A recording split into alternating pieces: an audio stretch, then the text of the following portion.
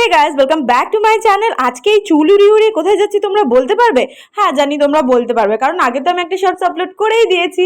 হ্যাঁ, আজকে যাচ্ছি দিদির বাড়িতে। আর মন খুলে আজকে একটুখানি ভিডিও বানাচ্ছি, মন খুলে হাসছিও বলতে পারো। তো দেখো, এই যে মাম্মামকে পুরো আজকে মাম্মা লাগছে না? আর আমার মুখটা কি গ্লো দিচ্ছে, কি মেখেছি কাউকে বলবো না আমি। তো যাই হোক, এই দেখো আমাদের কলা বউ যাচ্ছে।